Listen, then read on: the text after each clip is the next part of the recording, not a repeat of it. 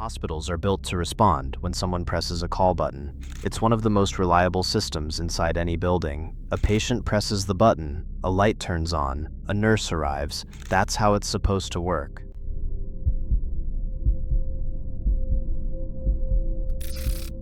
But there's a hospital floor outside the city that still receives call button alerts from rooms that don't have patients anymore. Rooms that haven't had patients in years. Rooms that were sealed after something happened during a winter shift change no one at the hospital likes to talk about. And the strangest part isn't that the call buttons still ring. It's that they only ring when women are working the night shift. The third-floor surgical recovery wing officially closed 6 years ago. Budget cuts, staff shortages, renovation delays.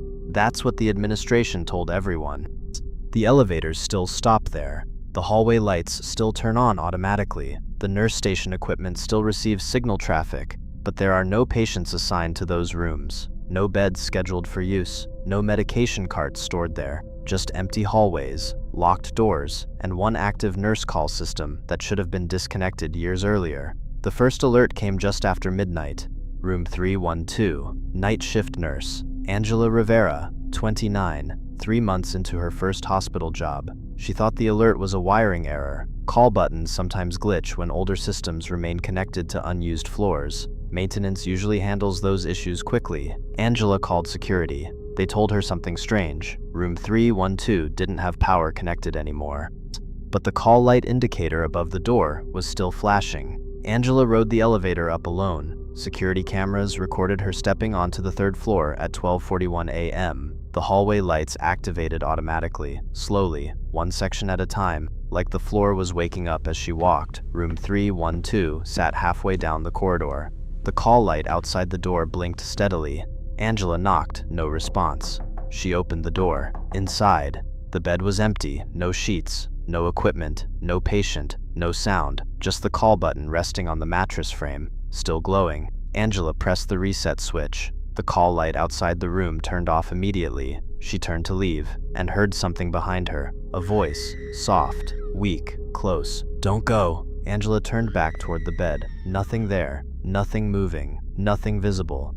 She checked the bathroom. Empty. She checked the closet. Empty. Then the call button activated again, behind her, on the bed frame, without anyone touching it. Security reviewed the camera recordings the next morning. They expected to confirm the call button malfunction. Instead, they noticed something else. Angela didn't enter room 312 alone. Frame-by-frame playback revealed something standing behind her when she crossed the doorway. Tall, still, close enough to touch her shoulder, but only visible for 2 frames, then gone. Angela never returned to the third floor again after that shift.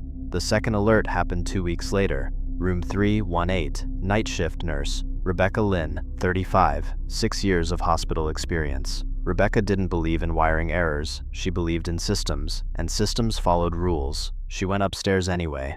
Security cameras recorded her entering the hallway at 2:07 a.m. Room 318's call light was already flashing when she arrived. Rebecca opened the door immediately. Inside, the call button was lying on the floor.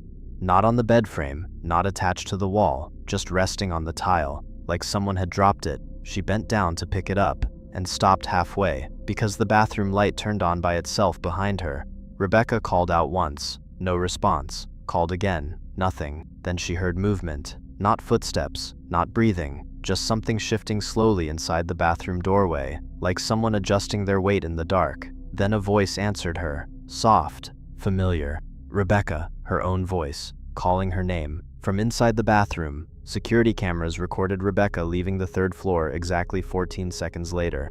Running. She resigned 2 days after that shift. After the second incident, administration reviewed system logs. Something didn't make sense. Every call button alert from the third floor followed the same pattern, same time window, same corridor section, same rooms, and one more detail. Only female nurses responded to the alerts. Male staff never received call notifications from that floor, not once, not even accidentally. The third alert happened during a storm. Power flickered across the hospital twice that night.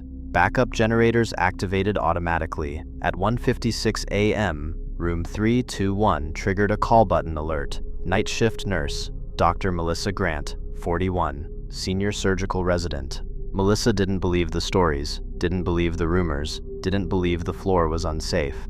Security footage recorded her stepping off the elevator alone, walking down the hallway confidently, opening the door to room 321 without hesitation, then stopping, immediately, because someone was already standing beside the bed. The hallway camera captured the moment Melissa entered the room, but the interior camera failed instantly. Static, signal loss. 6 seconds later, the hallway call light turned off, then back on again, then off again. Melissa never exited the room. Security forced the door open 3 minutes later. The room was empty, except for one thing: the call button, resting carefully on the pillow, still warm. After Melissa disappeared, administration finally reviewed older patient records from the 3rd floor. 6 years earlier, room 312, room 318, room 321, 3 patients, all women, all admitted within the same week. When all placed under observation overnight, all reported hearing someone calling them from the hallway after lights out. All pressed their call buttons repeatedly. All insisted someone inside the room kept answering before nurses arrived. The final note in the archived incident report read, "Patients report another female presence responding to call system inside rooms." The wing closed 3 weeks later. One recording still exists from the 3rd floor call system archive, captured the night before the wing shut down permanently. The audio begins normally, a patient breathing, the faint hum of hospital equipment, then a whisper, close, female, not weak, not injured, not sick, just waiting.